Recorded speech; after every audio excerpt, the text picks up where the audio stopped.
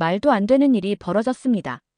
한국 그 작은 나라가 미국을 협박해서 동맹을 체결하고 일본을 상대로 해상 전쟁을 벌이고 강대국들 사이에서 균형을 유지하며 세계 경제를 쥐락펴락한다고요? 이건 말이 안 됩니다. 아니죠. 말이 안 된다고 생각했죠. 그런데 저는 모든 걸 직접 확인했습니다. 한국이 한미동맹을 구걸한 게 아니라 미국을 압박해서 체결한 역사. 일본이 독도를 두고 외교적 협상을 시도할 때 한국은 선을 긋고 넘어오면 다 쏴버리겠다고 선언한 사건. 중국과 미국이 패권 다툼을 벌이는 사이에서 한국은 철저하게 실리를 챙기며 누구에게도 종속되지 않는 외교 전략을 펼치는 현실. 이제는 전 세계가 한국의 반도체 없이는 돌아가지 않는 상황, 그리고 전쟁 없이도 문화를 통해 전 세계를 장악한 한국의 소프트 파워.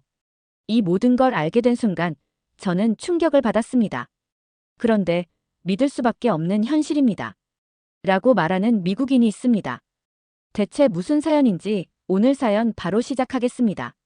저는 유럽 명문대에서 외교학을 전공하는 미국인 대학생이에요.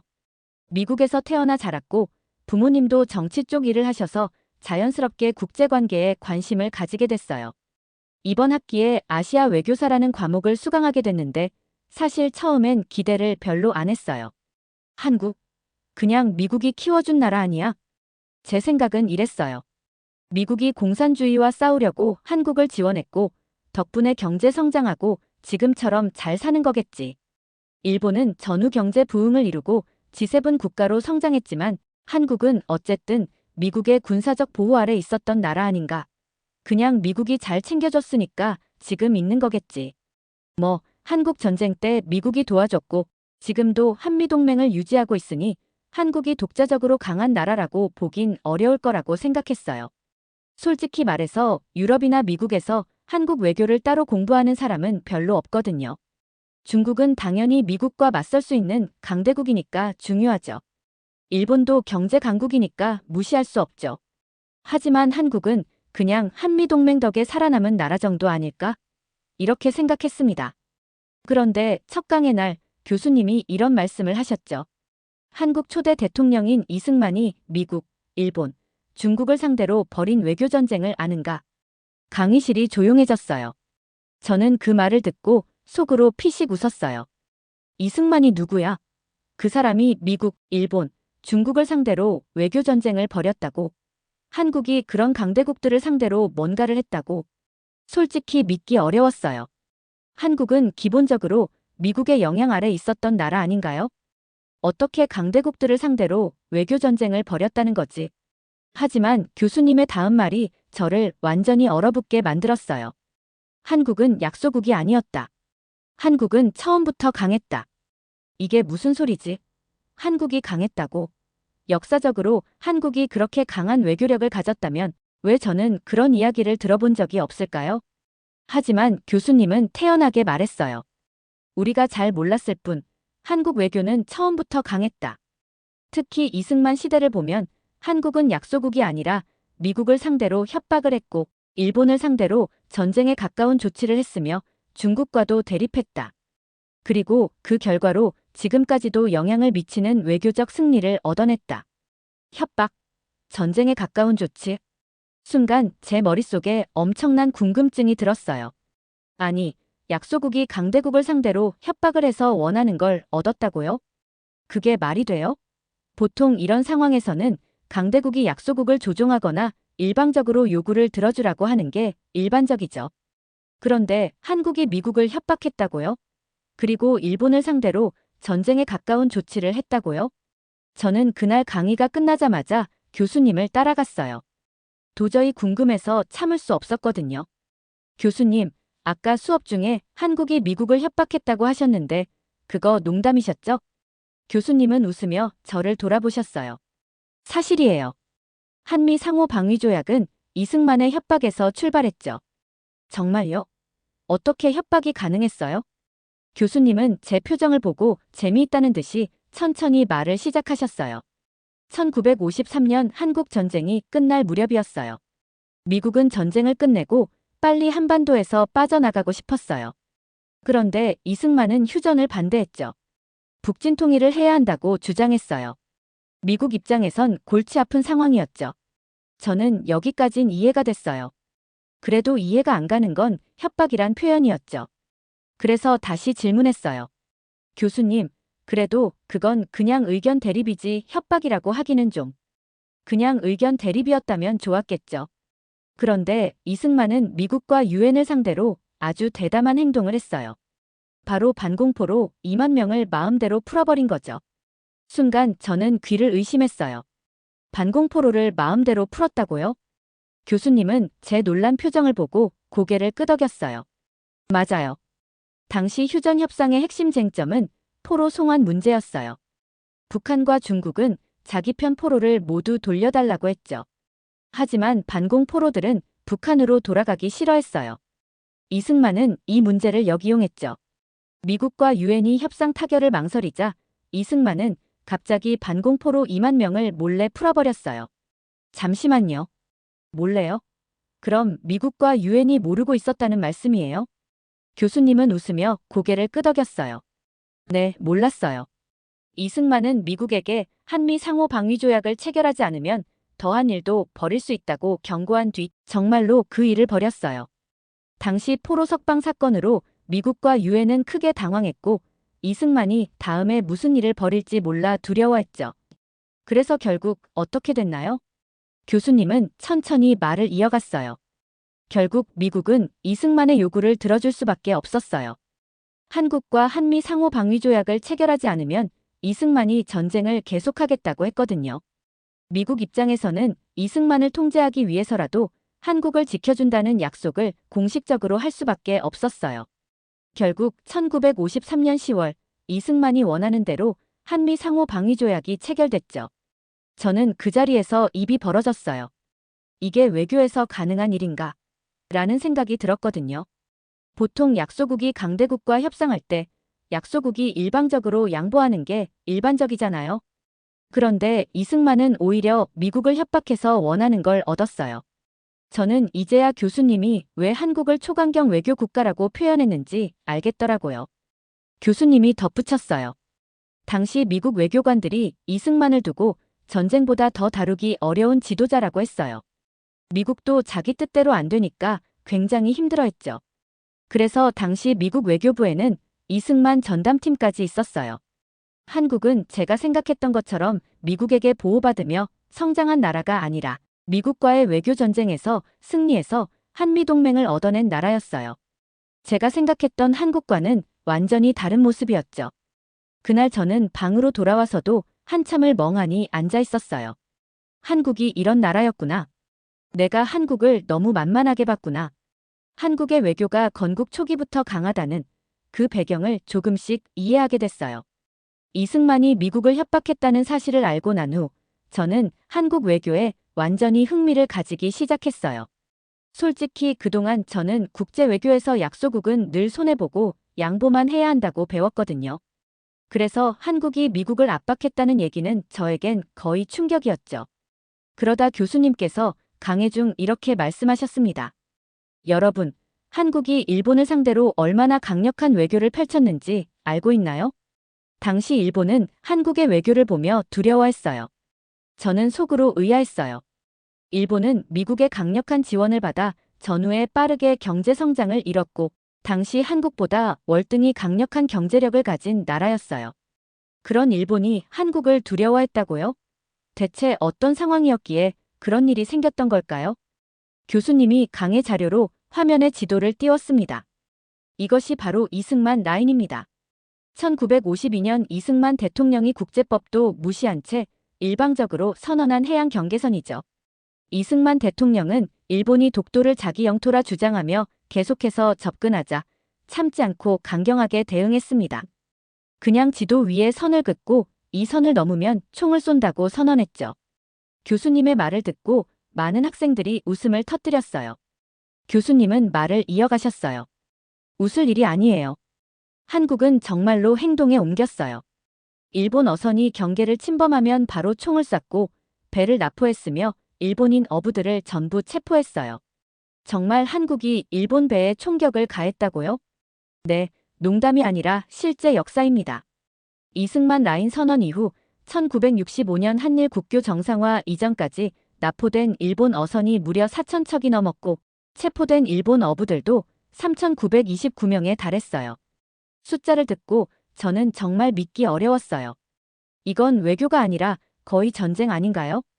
그때 제 옆에 앉은 일본인 친구 유키가 얼굴이 창백해졌던 게 기억나요. 아마 자국의 역사인데도 몰랐던 모양이죠. 그만큼 일본에서도 잘 알려지지 않은 사건이었나 봐요. 이승만 대통령은 독도를 두고 일본과 협상하지 않았어요. 그냥 우리 땅이니까 건드리지 마라고 선을 그어버렸죠.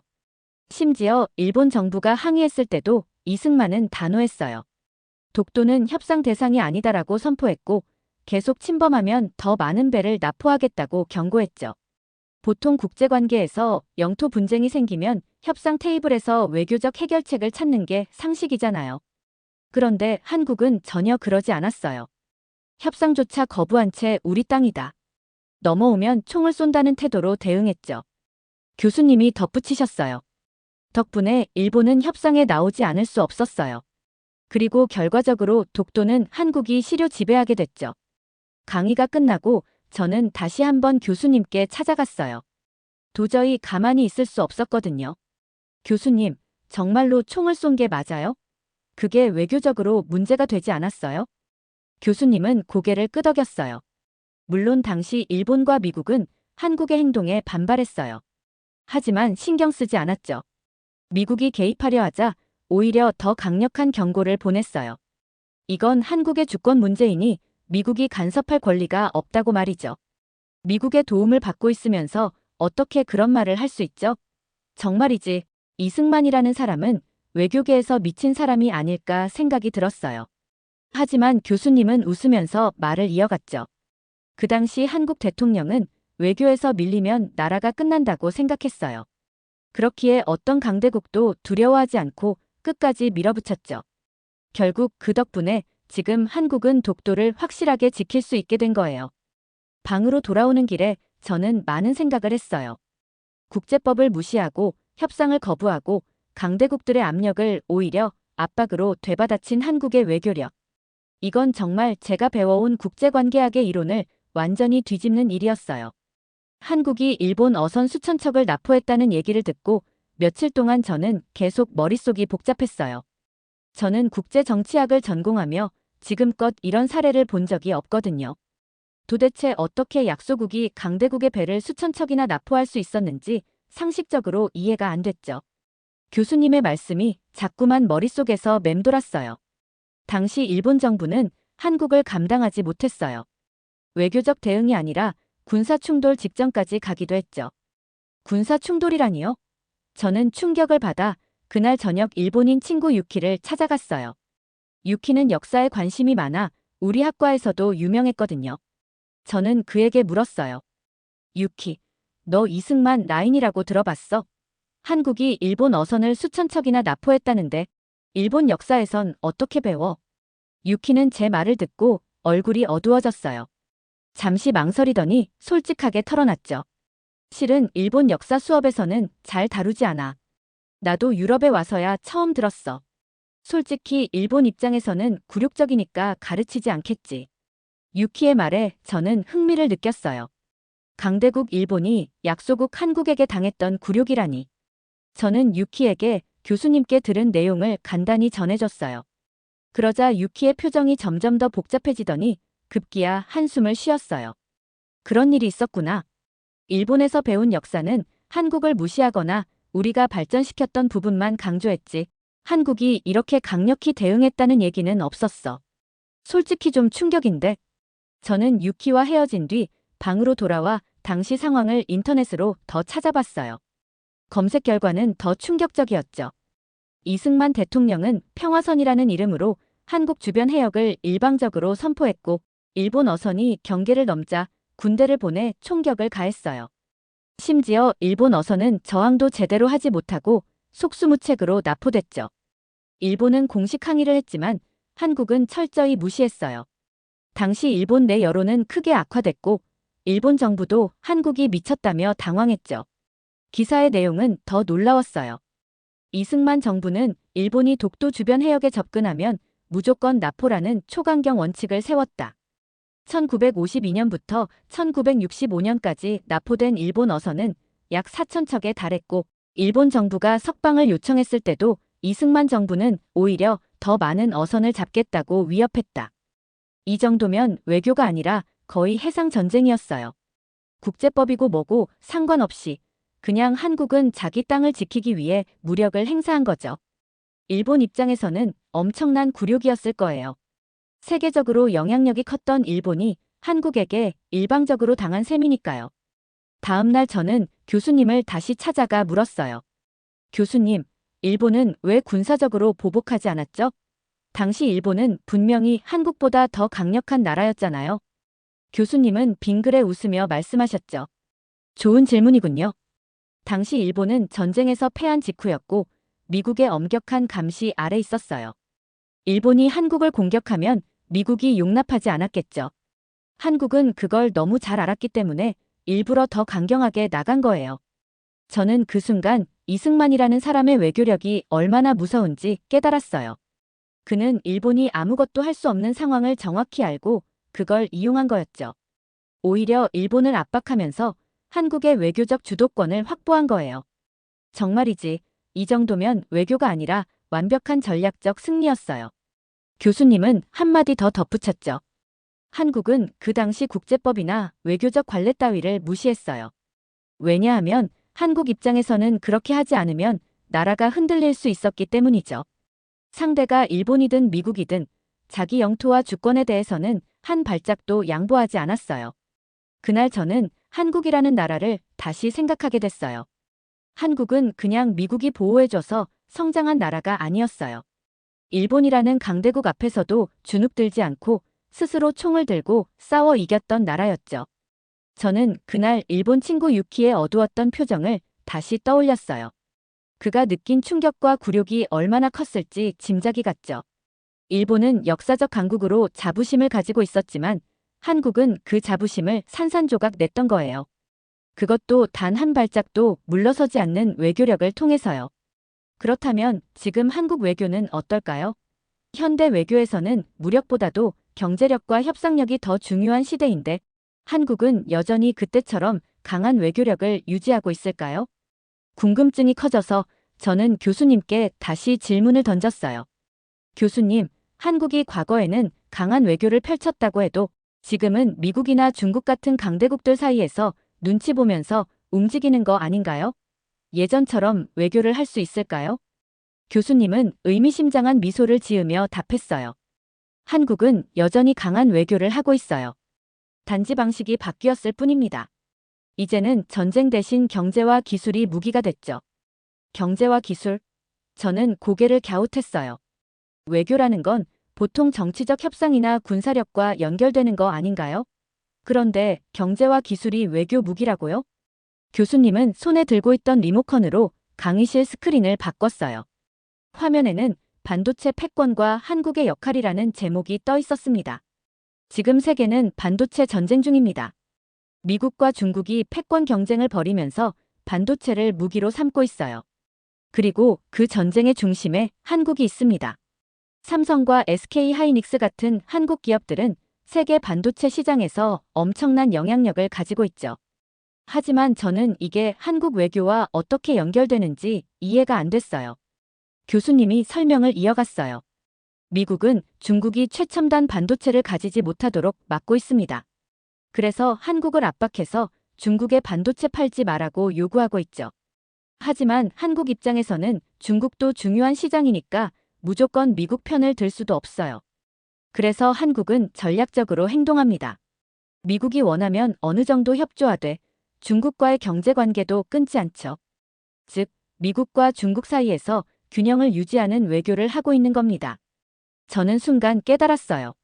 과거에는 한국이 일본과 미국을 상대로 군사적, 강경한 외교를 펼쳤다면 지금은 경제를 이용한 실리 외교를 펼치고 있구나.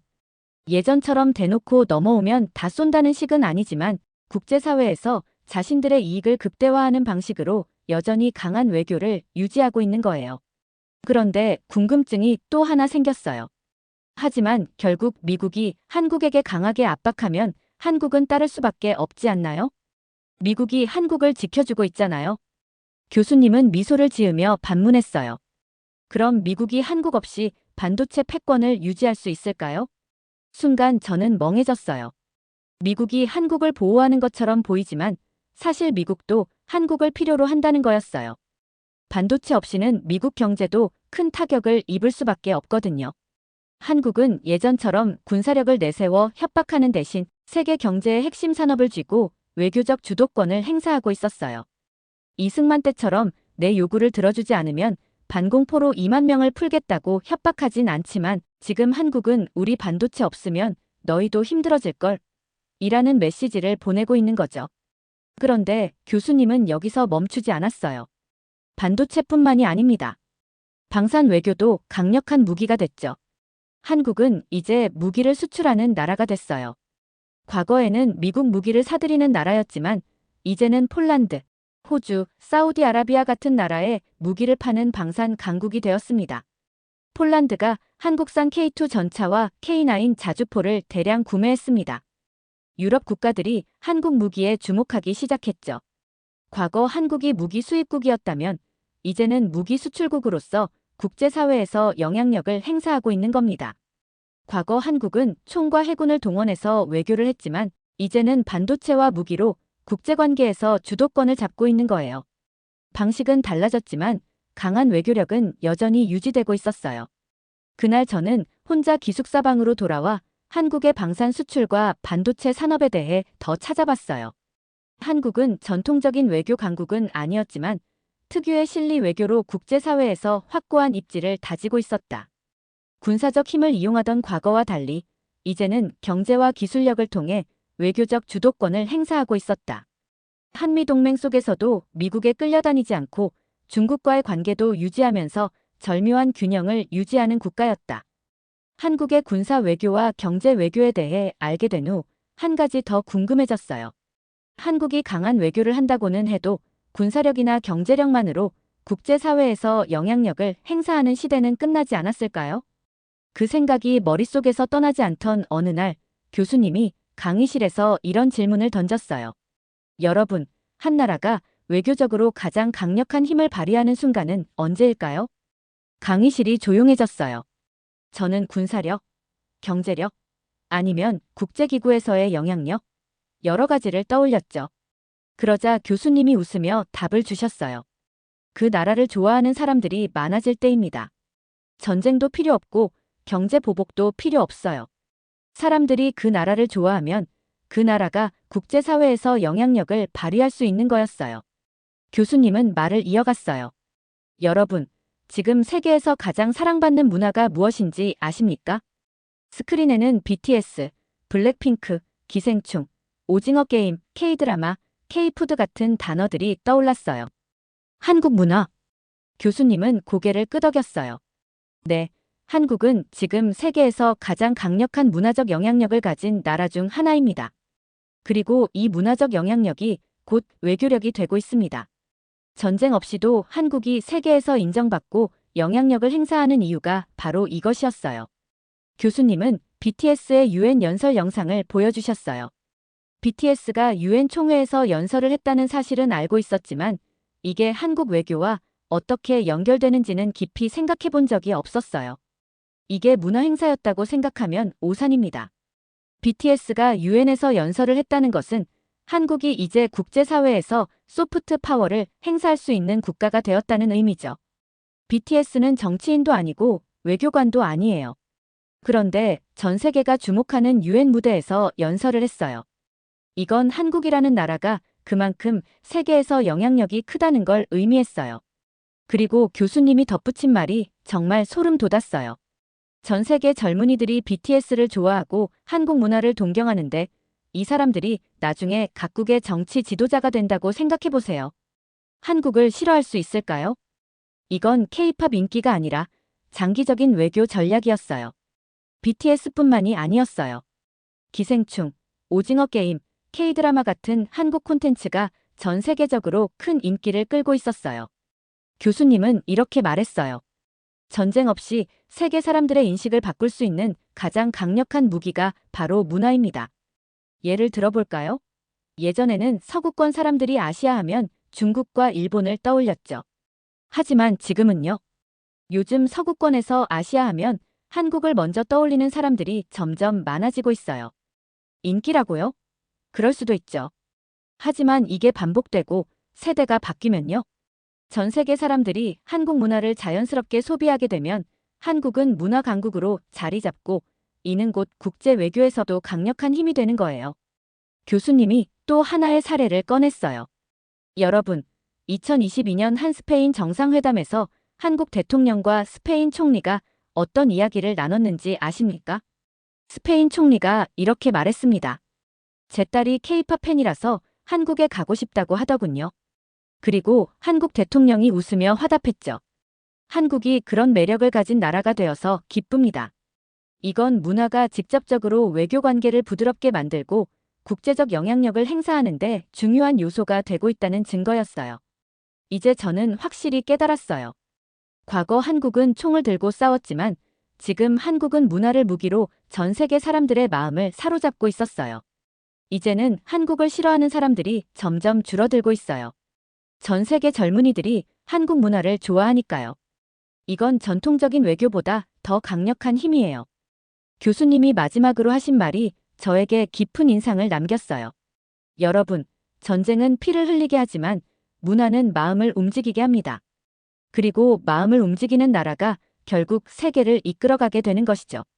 한국은 이제 총 대신 문화를 무기로 삼는 외교 강국이 되었습니다. 전쟁 없이도 세계를 지배하는 나라. 강대국들의 틈바구니에서 살아남는 나라. 그리고 사람들의 마음을 움직이는 나라.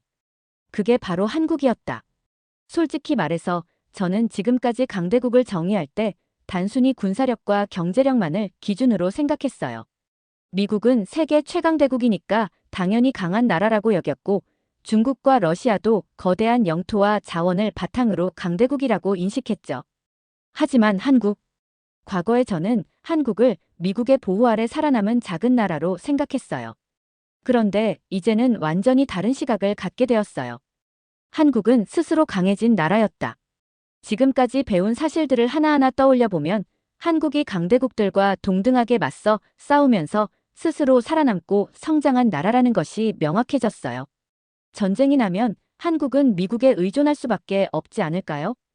이제는 이런 생각조차 하지 않아요. 과거에는 한국이 미국의 군사보호를 받는다고 생각했지만 지금은 그 관계가 다르게 보였어요. 교수님께서 한미동맹과 한국의 군사력에 대해 다시 설명해 주셨을 때 저는 확신하게 되었죠. 지금 한국은 세계 6위 군사력을 보유한 국가입니다. 단순한 방어만이 아니라 공격 능력까지 갖춘 나라죠. 방산 수출도 급증하고 있고 이제는 무기 구매국이 아니라 판매국이 되었습니다.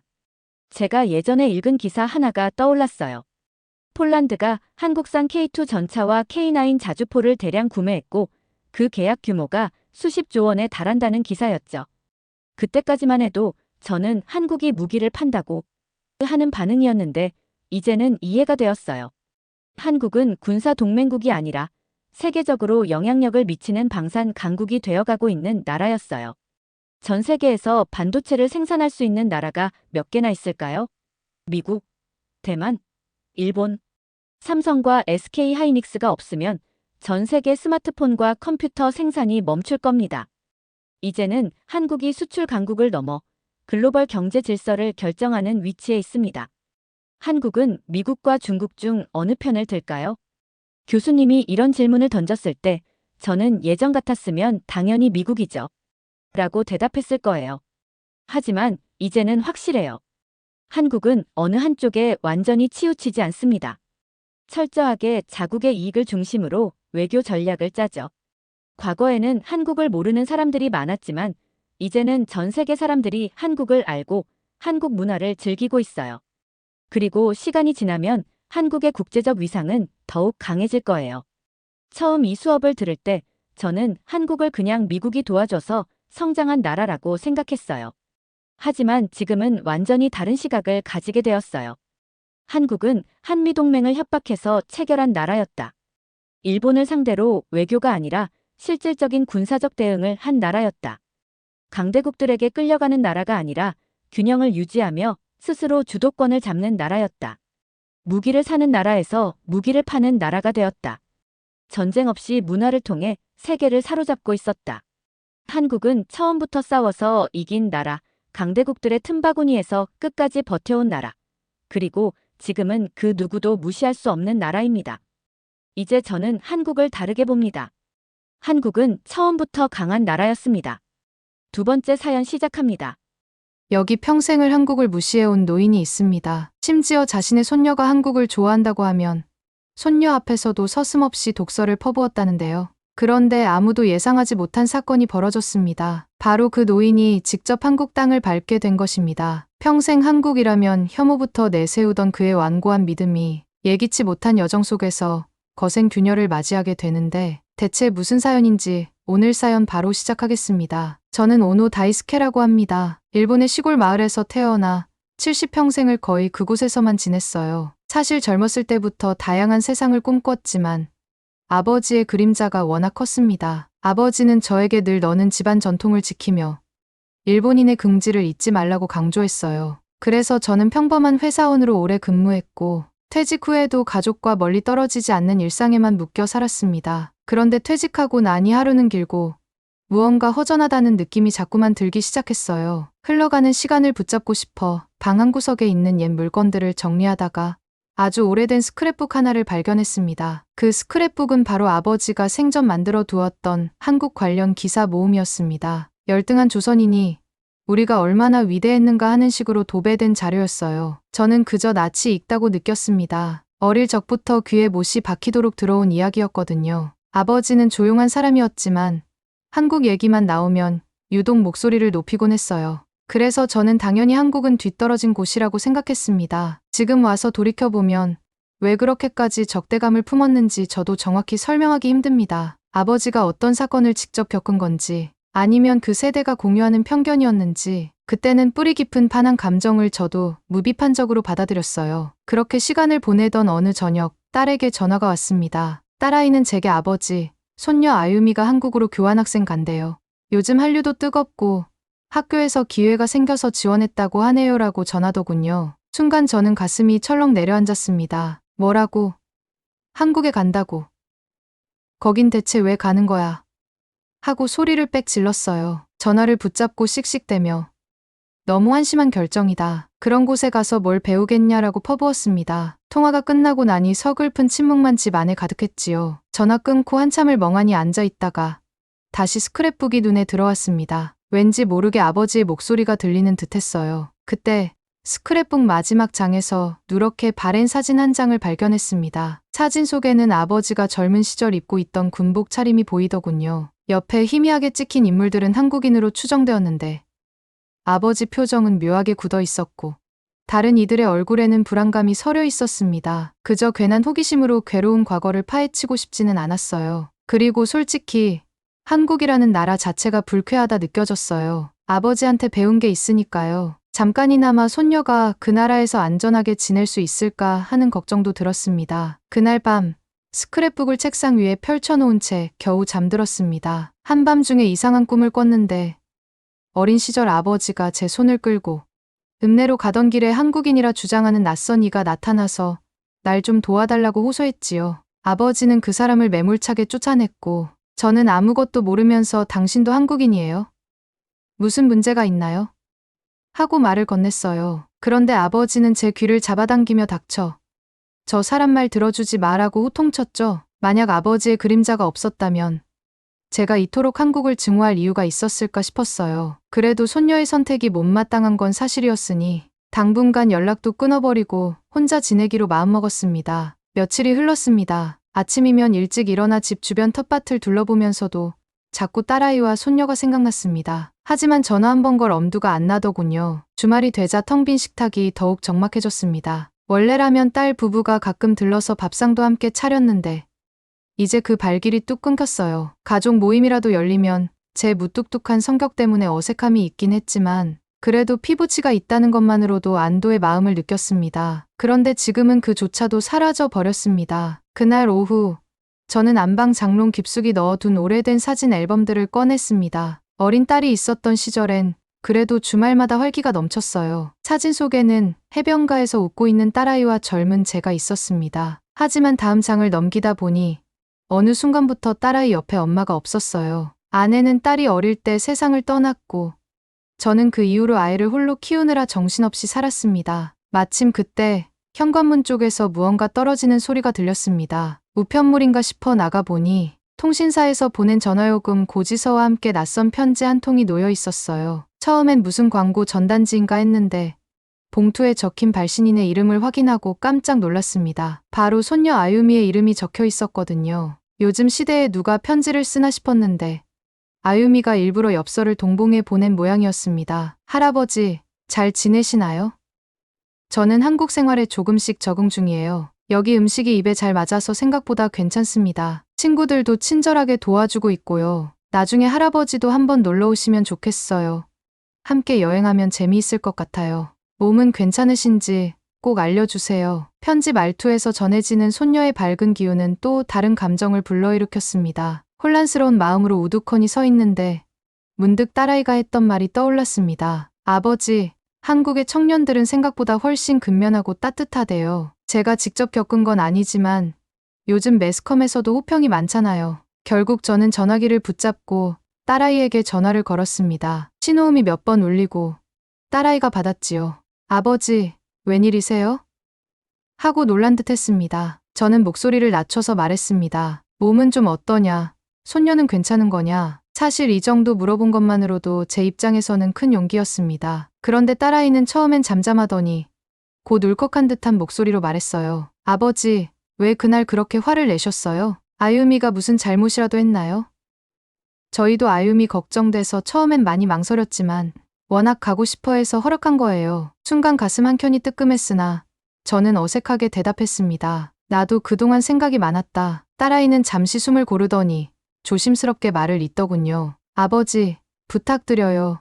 아이는 아버지를 사랑하고 있어요. 아무리 한국이 싫더라도 아이 마음마저 부정하지는 말아주세요. 그 대화를 마친 뒤 저는 덜컥 죄책감이 밀려와서 혼자 고개를 떨궜습니다. 사실 제가 제일 두려웠던 건 내가 우리 가족과 완전히 단절되는 거 아닐까 하는 불안이었어요. 그날 밤 스스로도 이해하기 힘들 정도로 복잡한 심정이 되어 잠을 청했습니다. 딸아이 목소리가 계속 머릿속을 맴돌았어요. 갈등과 회한으로 가득 찬 채 동트는 새벽을 맞이했는데 새삼스럽게 내가 왜 이토록 외로운 삶을 살아왔나 돌아보게 됐습니다. 가족들조차 제게 등을 돌리려는 상황이 너무 두렵고 한편으로는 당연한 결과 같기도 했습니다. 며칠 동안 컨디션이 좋지 않았습니다. 딸아이와 통화한 뒤로 마음이 불편해져서인지 식사도 잘 안 넘어갔어요. 그래도 저 나름대로 견딜 만하다고 생각했습니다. 그런데 예상치 못한 순간에 몸이 급격히 나빠졌지요. 정신을 차려보니 응급실이었습니다. 왠지 낯선 분위기라 당황스러웠지만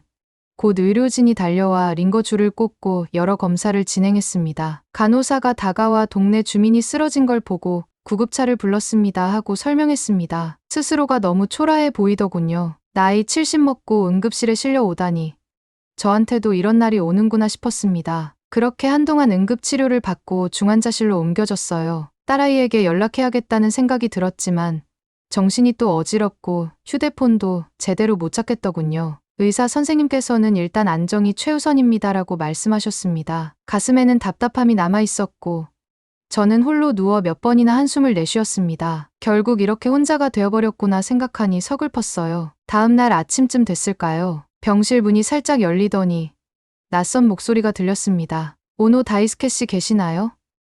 저는 누가 찾아온 건지 의아해서 고개를 돌렸습니다. 뜻밖에도 그 사람은 젊은 한국인으로 보였어요. 순간 당황해서 누구요? 여긴 왜 하고 말끝을 흐렸습니다. 그 청년은 서툰 일본어로 아유미 씨 친구입니다 하고 더듬더듬 설명하더군요. 알고 보니 손녀 아유미가 한국에서 제 건강에 대해 연락을 받았고 혹시나 가줄 수 있냐며 친구에게 사정을 이야기했다더군요. 그 이야기를 듣는 순간 저는 당혹스러우면서도 묘한 울림이 느껴졌습니다. 손녀가 나를 신경 쓰고 있었구나. 게다가 한국인 친구가 이곳까지 직접 찾아왔다고? 그 청년은 용기를 내어 다가와 말했습니다. 도움 필요하면 말씀하세요. 발음은 서툴렀지만 진심이 묻어났습니다. 그리고선 제 병상 곁에 놓인 물건들을 정리해주고 시트도 가볍게 펴주면서 이런저런 이야기를 시도했습니다. 저는 약간 경계심을 풀지 못한 채 응, 고맙네. 근데 왜 이렇게까지 해주는 거지? 하고 중얼거렸습니다. 그러자 그 친구는 오히려 해맑게 웃으면서 아유미 씨 가족 같은 사이예요. 힘들 땐 당연히 도와야지요라고 답했습니다. 한국인들은 차갑고 우리를 싫어할 거다라고 믿어왔는데 이 사람은 굉장히 따뜻했고 한없이 다정했습니다. 그 친구는 딸아이가 올 때까지 곁을 지켜줬습니다. 한 번은 제가 넌지시 물어봤습니다. 아유미가 자네한테 이런 부탁을 했다니 부담스럽지 않았나? 그러자 그 친구는 씩 웃으며 아유미 씨가 저를 도운 적 많아요. 외국 생활 힘들었을 때 서로 의지했거든요. 그 말이 어찌나 따뜻하게 들리던지 잠시 동안 아무 말도 하지 못하고 고개만 끄덕였어요. 딸아이가 도착한 후 한국 청년과 병실에서 짧은 작별을 나누고 복도에 서 있었습니다. 비록 아버지가 주입했던 고집스러운 편견이 완전히 사라진 건 아니었지만 그래도 그 금이 간 틈새로 새로운 생각들이 스며들어 오는 걸 느꼈습니다. 퇴원 수속을 마치고 밖으로 나올 때 가을 햇살이 눈부시게 쏟아졌습니다. 어느 날 편지 한 통이 또 도착했습니다. 봉투에 적힌 익숙한 손글씨를 보고 직감했어요. 편지를 펼치자마자 할아버지, 건강은 좀 어떠세요? 라는 문장이 눈에 들어왔습니다. 바보처럼 속으로 그래. 내 덕분에 무사히 퇴원했다 하고 혼잣말을 했습니다. 이어지는 문장을 읽으면서 이번에는 또 다른 흥분이 엄습했어요. 손녀가 방학을 맞아 잠깐 일본에 들어올 계획이 잡혔다는 이야기와 함께 할아버지, 제가 꼭 드리고 싶은 게 있어요라고 적혀 있었습니다. 며칠 뒤 약속한 시간이 되자 손녀 아유미가 동네 터미널에 도착했습니다. 저는 버스 정류장에 나가서 아이를 기다렸지요. 혼자 사는 노인이 버스 정류장을 찾아가는 것도 제법 피곤했지만 그래도 손녀를 직접 보겠다는 생각에 한결 발걸음이 가볍게 느껴졌습니다. 드디어 아유미가 짐을 끌고 나타났을 때 저는 말없이 손을 흔들었어요. 반가우면서도 어색했거든요. 그런데 아유미가 달려와 저를 꼭 끌어안으며 할아버지, 정말 보고 싶었어요. 편찮으시다는 얘기에 얼마나 놀랐는지 아세요? 라고 속삭였습니다. 그 순간 가슴 한가운데서 뜨거운 무언가가 뻗어나오는 느낌이 들었지요. 집으로 돌아와 차를 한 잔씩 나눠 마시면서 저는 아유미에게 병원에서 있었던 일을 간단히 설명했습니다. 너 친구가 나 대신 고생 많이 했어. 일본어도 서투른데 와서 돌봐주더군 고마워하고 있다. 그렇게 말하자 아유미는 씩 웃으며 그 친구가 저한테 할아버지 큰일 날 뻔했는데 괜찮으신 것 같다고 전해줬어요. 저는 미묘하게 마음이 편안해졌습니다. 아유미가 잠시 가방을 뒤적이더니 작은 봉투를 꺼내 식탁 위에 살포시 놓았습니다. 할아버지, 이거 꼭 열어보세요라고 말하는 목소리가 다소 떨려서 저도 괜히 진지해졌어요. 봉투를 열어보니 항공권과 함께 여행 일정표, 그리고 한국어로 적힌 초대장이 들어 있었습니다. 고개를 갸우뚱하자 아유미가 다정하게 설명했지요. 제가 할아버지께 한국에 한번 와 달라고 부탁드리고 싶었어요. 짧게라도 와 주시면 그동안 몰랐던 한국의 좋은 면을 직접 보여드리고 싶어서요. 직접 이렇게 초대장을 받아보니 덜컥 겁이 났습니다. 아유미, 이건 좀 갑작스럽잖아. 나는 이미 나이도 많고 거기 가서 뭘 할 수 있겠니? 하고 얼버무렸습니다. 하지만 아유미는 눈을 반짝이며 진지하게 답했습니다. 할아버지, 정말 부탁드려요. 지금이 아니면 아마 못 오실지도 모르잖아요. 저는 한국에서 할아버지께 꼭 보여드리고 싶은 것이 많아요. 무엇보다 할아버지가 한국을 무조건 싫어하시는 게 저에겐 너무 슬펐어요. 그 말에 저는 가슴이 덜컥 내려앉았어요. 선뜻 좋다, 가겠다라고 말하기엔 제게 남은 편견이 컸습니다. 한참 침묵하다가 저는 느린 목소리로 대답했어요. 그래, 한번 가보자. 내가 나를 그렇게까지 생각해준다니. 내가 거절하기도 어렵고 뭐. 이 나이 먹고 여행 좀 하면 어때? 아유미가 순간 환하게 웃으며 정말이죠. 저랑 약속하신 거예요. 하고 기쁨을 드러냈어요. 저도 그 모습을 보니 저절로 미소가 번졌습니다. 그날 저녁 아유미는 제게 한국 여행 간단 안내서를 보여주며 할아버지, 여기 음식 사진 좀 보세요. 정말 맛있어 보이죠? 그리고 이곳은 전통시장인데 정이 넘친다고 하더라고요 라며 설레는 목소리로 설명했습니다. 저도 모르게 그래? 그런 곳이 있었나 생각보다 흥미롭긴 하네 하고 맞장구 치다가 스스로 놀랐습니다. 불과 며칠 전만 해도 한국이라는 단어만 들어도 시큰둥했는데 지금은 이렇게 호기심을 조금이나마 내비치고 있으니 말입니다. 며칠 뒤 저는 아유미와 함께 비행기에 올랐습니다. 사실 공항으로 가는 차 안에서부터 긴장감이 엄습했어요. 정말 한국에 가게 되다니. 이게 꿈인가 생시인가 하는 생각이 저를 계속 잡아 끌었습니다. 그래도 출국 수속을 밟으며 손녀가 옆에서 차근차근 도와줘서 한결 수월하게 진행할 수 있었지요. 막연한 두려움과 작은 기대가 뒤섞여 어깨가 뻣뻣해졌는데 아유미가 제 팔을 가만히 잡고 할아버지, 힘내세요. 곧 멋진 경험이 기다리고 있어요라고 말해줬습니다. 비행기가 공항에 도착했을 때 저는 의자를 세운 채 창문 밖 풍경을 뚫어져라 바라봤습니다. 낯선 땅에 발을 디딘다는 게 가슴을 뛰게 했어요. 공항 게이트를 나오면서 긴장 반 설렘 반 상태였는데 다행히 입국 심사가 순조롭게 끝났습니다. 공항 곳곳에는 일본어로 표기된 안내판도 제법 있었어요. 짐을 찾아 나오자마자 멀리서 저를 향해 손을 흔드는 익숙한 모습이 보였어요. 바로 병원에서 제 곁을 지켜줬던 그 한국 청년이었습니다. 할아버지, 잘 오셨어요. 기다리고 있었습니다.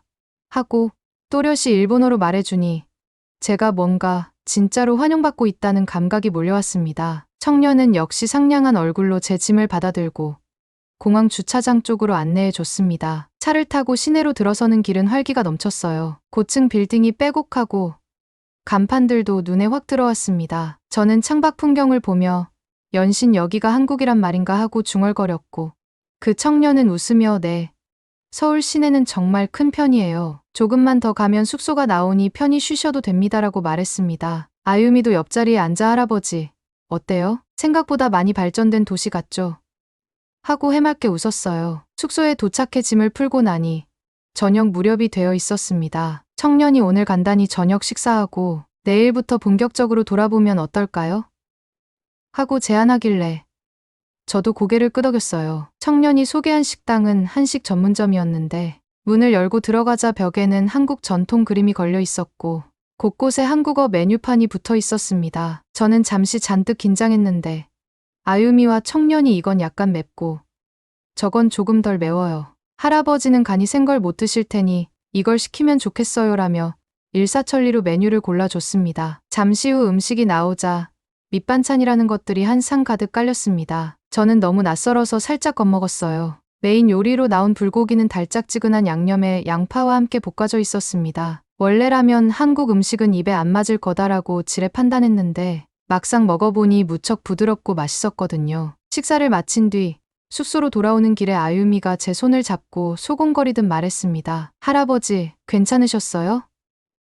음식이 입맛에 맞아서 다행이에요. 저는 괜히 시치미를 떼면서 나쁘지 않더구나. 그래도 너무 맵진 않아서 좋았어라고 답했어요. 사실 속마음은 훨씬 더 만족스러웠지만 아직은 자존심 비슷한 게 남아있어서 솔직히 다 털어놓진 못했습니다. 그렇게 첫날 밤, 저는 한국의 어느 호텔 방에 누워 창밖 풍경을 바라봤습니다. 높은 빌딩 숲 사이로 네온사인이 반짝이는 모습이 정말 경이롭더군요. 그렇게 하루를 정리하며 불을 끌 때 아유미가 제 방문을 두드렸습니다. 할아버지, 내일 아침에 조금 일찍 나가도 괜찮아요. 제가 미리 예약한 곳이 있어요. 저는 어느새 부드러운 목소리로 답했지요. 그래. 가 보자꾸나. 그러자 아유미가 문 너머에서 작게 웃는 소리가 들렸어요. 아침 일찍 일어나 간단히 씻고 숙소 로비로 내려갔습니다. 아유미와 그 한국 청년이 벌써부터 저를 기다리고 있었어요. 저는 오늘 어디를 간다고 했지?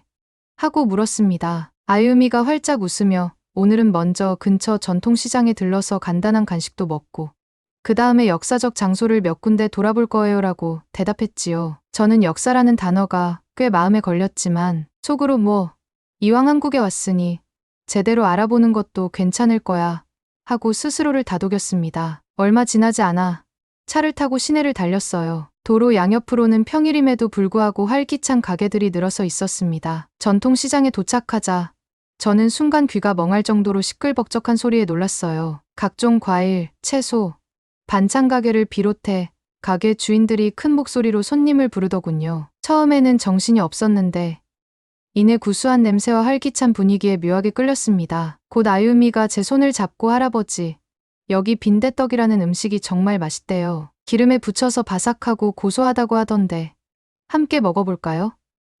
하고 물었습니다. 가게 앞에서 직접 부치는 빈대떡은 지글지글 소리를 내며 노릇노릇해 보였어요. 막상 한 입 베어 무니 기름진 풍미가 입안에 퍼지면서 이상하게 친숙한 느낌이 들었습니다. 오, 이거 제법 괜찮네라고 중얼거리자 가게 주인 할머니가 알아들으셨는지 방긋 웃으면서 맛있죠?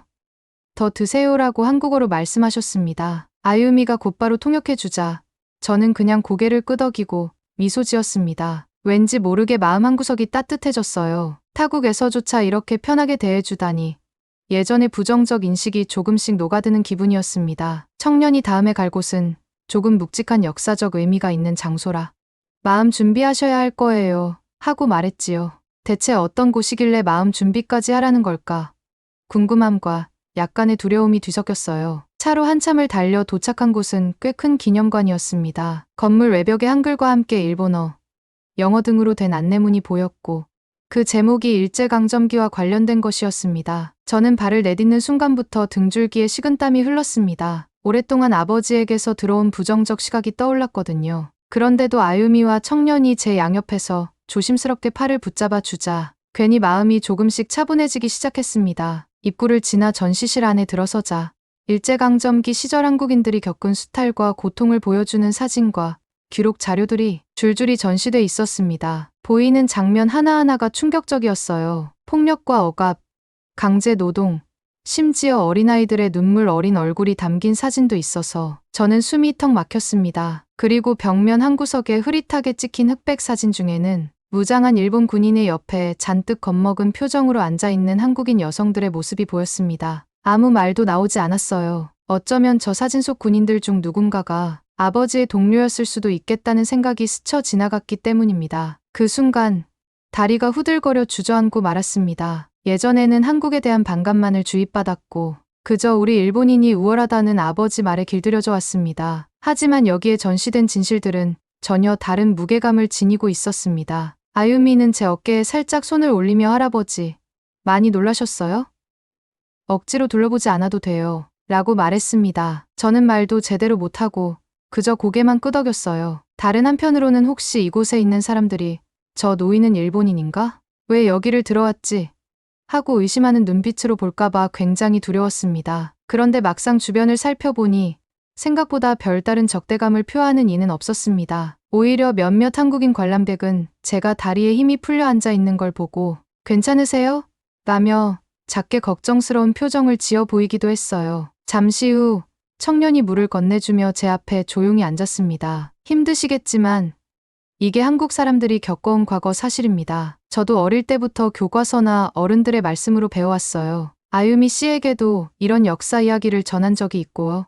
물론 지금의 일본인이 다 똑같다고 생각하진 않습니다. 다만 이 고통스러운 기억이 남아있다는 걸 봐주셨으면 좋겠습니다라고 차분히 말했습니다. 저는 울컥하는 마음에 음료를 목으로 넘기면서 턱이 달싹거리는 걸 억지로 참았습니다. 개인적으로 이런 일에 직접 관여한 적은 없지만 제 아버지 세대가 남긴 흔적과 편견의 틀 안에서 얼마나 많은 잘못을 되풀이하고 있었나 생각하니 가슴이 무거웠습니다. 밖으로 나왔을 때 맑은 하늘이 한없이 넓게 펼쳐져 있었습니다. 하지만 제 마음은 아직도 복잡한 감정으로 휘몰아쳤어요. 아유미와 청년이 조용히 곁에서 시간을 내줘서 저는 한참 동안 아무 말도 하지 않았습니다. 결국 저는 번잡한 생각을 정리하려고 작은 목소리로 중얼거렸습니다. 내가 여기에 온 건 우연이 아니었던 것 같아. 늦었지만 이제라도 한국이 어떤 과거를 지녔고 얼마나 힘든 시간을 지나왔는지 알게 됐어. 그러자 청년이 살짝 제 등을 두드리며 천천히 괜찮아지실 거예요. 한국에 계시는 동안 즐겁고 따뜻한 경험도 많이 할 테니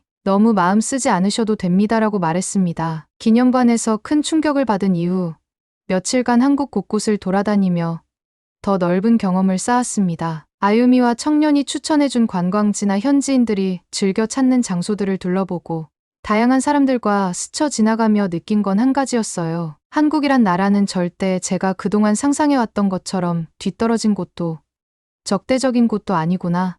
얼마 전까지만 해도 제가 무의식 중에 지니고 있던 오만함이 얼마나 어리석었는지 깨달을 수 있었습니다. 그 중에서도 깊은 인상을 남긴 건 어느 작은 카페에서 만난 노부부였어요. 시장 구경을 마친 뒤 잠시 쉬려 들어간 곳이었는데 처음 보자마자 그분들이 일본어로 어르신, 먼 길 오셨겠어요. 편하게 앉아서 쉬세요 하고 자리까지 권해주셨습니다. 저는 낯선 친절에 당황해서 고개를 끄덕였어요. 아유미가 간단히 상황을 설명하자 노부부는 제게 따뜻한 차와 과자 한 접시를 내밀었지요. 그분들은 일제강점기 직후 태어나 어린 시절에 가난과 고생을 많이 겪었다고 하셨어요. 그런데도 눈빛에는 원망이나 분노라기보다는 오히려 너그러운 연륜이 담겨 있었지요. 저는 머뭇거리다가 조심스럽게 물었습니다. 혹시 그 시절에 대한 나쁜 기억들이 있으신가요?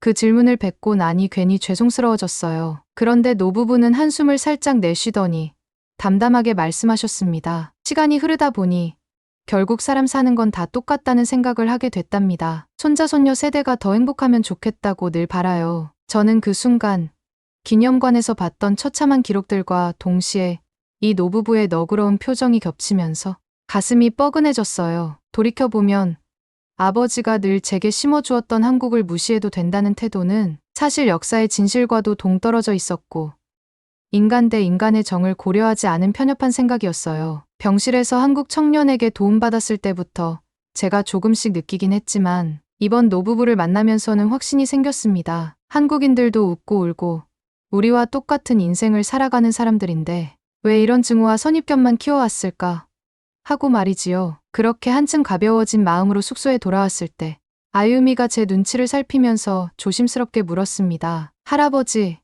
오늘 많이 피곤하셨죠? 괜찮으세요? 저는 피식 웃으며 그래도 괜찮아?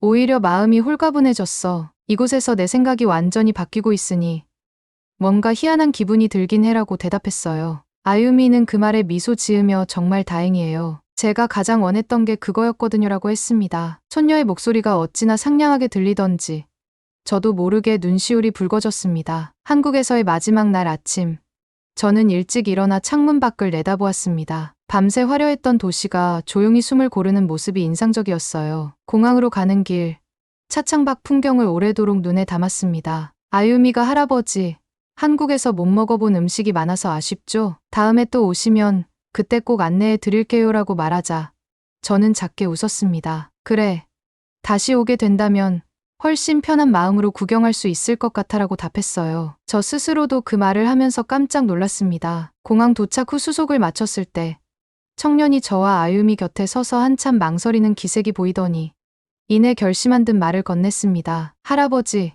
혹시 제가 일본에 갈 일이 생긴다면 그때도 환영해 주시겠습니까? 예전 같으면 왜 굳이 일본에 오느냐고 생각했을 텐데 이제는 머뭇거릴 필요도 없이 물론이지. 우리 집을 편하게 생각하게 내가 정성껏 안내해 줄게 하고 시원하게 대답했습니다. 제 말이 끝나자마자 청년의 얼굴이 환히 밝아졌고 아유미는 박수를 치며 웃었지요. 출국장으로 들어가기 전 우리는 짧지만 진한 포옹을 나눴습니다. 헤어지는 순간이 어찌나 쓸쓸하면서도 뿌듯하던지 눈물이 울컥 치밀어 올랐어요. 일본에 도착했을 때 딸아이와 사위가 마중 나와 있었습니다. 처음엔 인사를 어떻게 건네야 할지 조금 머뭇거렸지만 딸아이가 먼저 아버지, 잘 다녀오셨어요? 한국은 어떠셨나요? 하고 물어봤습니다. 저는 환한 얼굴로 좋았어. 정말로 여태껏 몰랐던 것들이 많았다는 걸 절실히 느끼고 왔단다.